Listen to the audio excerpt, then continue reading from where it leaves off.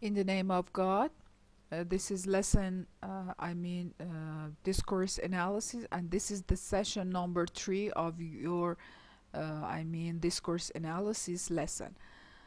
As you know, in the previous sessions, I talk about the differences between forms and functions, and the differences between written language and spoken language. So I can, talk about these differences again here in this session. But first, I want to say you about that there are some formalists, linguists. We can call them grammarians, and there are some functionalist linguists. So, for example, the discourse analysis are like those functionalists. So, you see again here there are differences between grammarians or formalists and discourse analysis or functionalist toward language, okay, in many ways. So in this session, I want to talk about these differences between the attitudes of grammarians and the attitudes of discourse analysis. First, I want to talk about this difference on data, okay. The grammarian's data is inevitably the single sentence. So the grammarians just talk about the single sentences, okay? Or a set of single sentences illustrating a particular feature of the language being studied.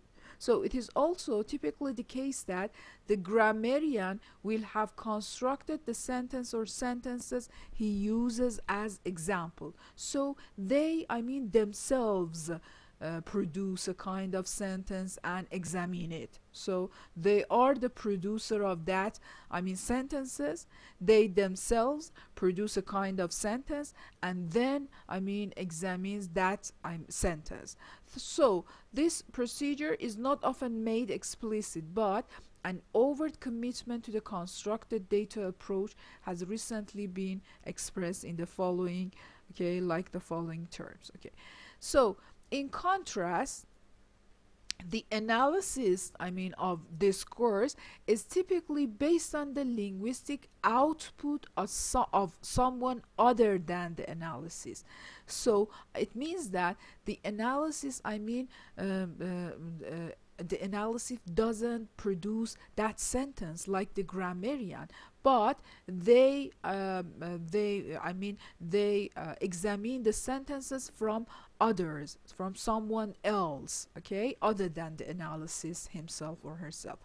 On the few occasions where constructed data is used as illustration, it is inevitably directed toward accounting for the range of formal options available to a speaker or writer. More typically, the discourse analysis data is taken from written text or tape recording. So the data, the discourse analysis data is taken from written text or tape recording. It's not from himself, it's from others, okay? But the grammarians use the sentences which themselves produced them. So this is the difference between them about data. So it is rarely in the form of a single sentence. So discourse analysis, the data of the discourse analysis is rarely in the form of just one single sentence. So this is type of linguistic material is sometimes described as performance data. We call it perform and may contain features such as, for example, hesitation, sleeps, and non-standard forms, which a linguist like Chomsky believe should not have to be accounted for in the grammar of a language. So this is the difference between grammarians and discourse analysis based on the data. As you see, there are some differences. First, the grammarians themselves produce the sentences, then examines them, but the discourse analysis use others' sentences, written form or tape recording. Then the grammarians examines single sentences, but the discourse analysis doesn't examine the just single sentences, but many, we call it performance data. It consists of many sentences. So this is the first, difference between discourse analysis and grammarians based on data. The other difference between grammarians and discourse analysis is based on rules versus regularities. What is the difference of between these two terms? The grammarians, like Chomsky, use the term rules for the grammar of the language, which it means that the grammar of a language are fixed and true 100% of the time. This is the rule.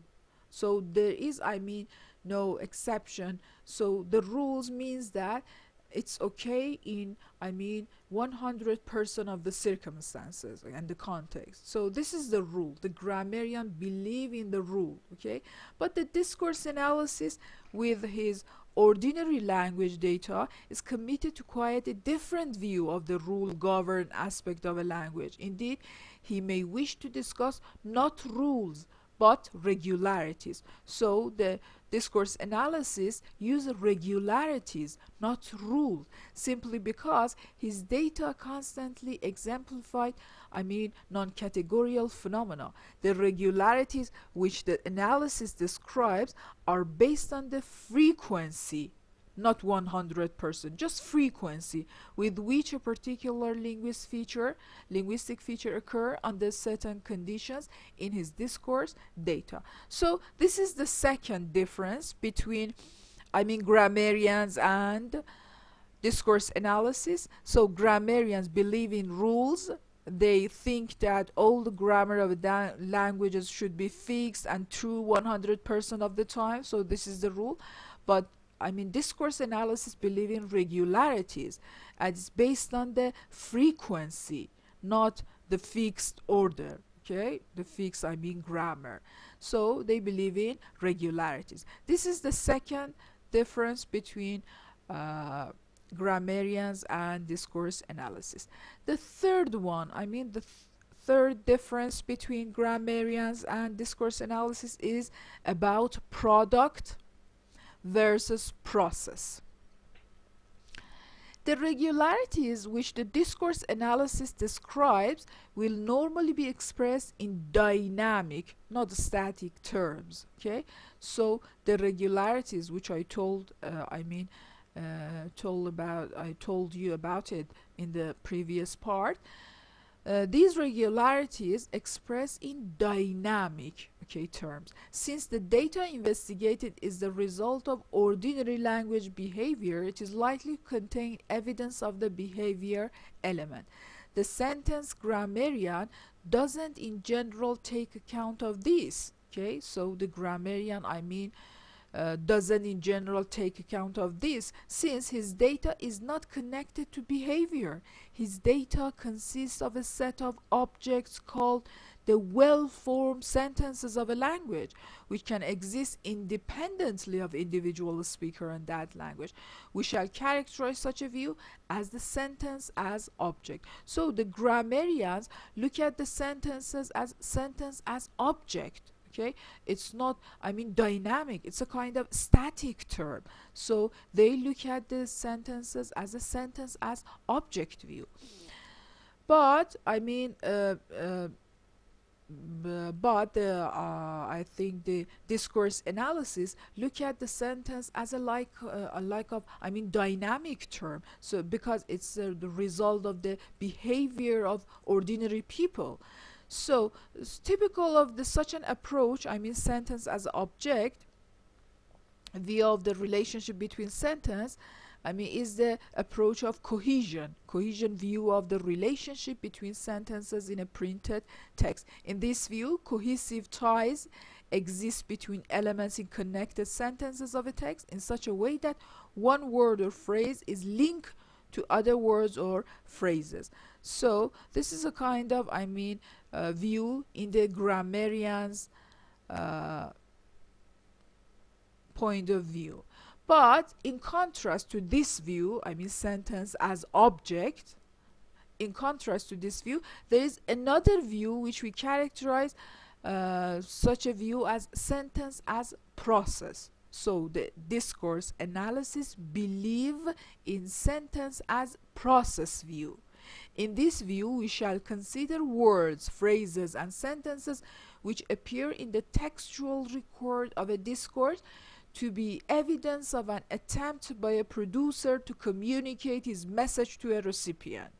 So, we shall be particularly interested in discussing how a recipient might come to comprehend the producer intended message on a particular occasion, and how the requirements of the particular recipient in definable circumstances influence the organization of the producer discourse. Okay, this is clearly an approach which takes the communicative function of language as its primary area of investigation, and consequently seeks to describe linguistic form not as a static object but as a dynamic means of expressing intended meaning. So there are, as you see, there are other difference between grammarians and discourse analysis, between product and process. It means that the grammarians believe in product, it means that sentence as object, static object, but the discourse analysis believe in process, a dynamic term, and sentence as a process. They believe as a sentence in process, not as an object. So this is another difference between grammarians and discourse analysis. And the last one, the last difference between grammarians and discourse analysis is about context. Okay, in recent years, the idea that a linguist's string can be fully analyzed without taking context into account has been seriously questioned. We should consider context as a part of our language. So if the sentence grammarian wishes to make claim about the acceptability of a sentence in determining whether the string produced by his grammar are correct sentences of the language, he is implicitly appealing to contextual consideration. So for analyzing a kind of sentence, we should consider the contextual consideration. After all, what do we do when we are asked whether a particular string is acceptable? Do we not immediately and quite naturally set about constructing some circumstances or a context in which the sentence could be acceptably used? So you see here, okay, grammarians think, we think that the grammarians do not believe in context and the impact of the context on the language. But for realizing a sentence, we should consider the context. So we cannot omit the context from our language. Okay, so any analytic approach in linguistics which involves contextual consideration necessarily belongs to that area of language study called pragmatics. Pragmatics is one of the main area of linguistics which talks about the influence of context on, for example, language meaning. Doing discourse analysis certainly involves doing syntax and semantics, but it primarily consists of doing pragmatics. In discourse analysis, as in pragmatics, we are concerned with what people using language are doing and accounting for the linguistic features in the discourse as the means employed in what they are doing. So the last difference between grammarians and discourse analysis is about context. Linguists, the discourse analysis believe in context, and they believe that context has many impact on the language meaning and language syntax. But the grammarians, I think, maybe we think that the grammarians, do not believe in context and the impact of and the influence of context on the language. But we say here that the context is a main part of the language. We study context in the pragmatics domain, and the context has many impact on the meaning in the language. So this is another difference between grammarians and discourse analysis. So in this session, I talk about the differences between grammarians and between discourse analysis. As I told you, the first difference, first domain of the difference between grammarians and discourse analysis is about data. I told you the grammarians produce the data himself, and the data is just one single sentence, but the discourse analysis use others sentences, and they don't use just one single sentence but many sentences. This is the first difference. The second difference is about the product and the second difference is about rules and regularities. As I told you, grammarians believe in rules. It means that the grammars of the language are fixed and true 100% of the time. But discourse analysis believe in regularities. It's based on the frequency. The third difference between grammarians and discourse analysis is about product and process. It means that the grammarians believe in product, sentence as object, as a static term, and the discourse analysis believe in process, a dynamic term, and sentence as process. They believe a sentence as a process. And the last difference between grammarians view and discourse analysis view is about context.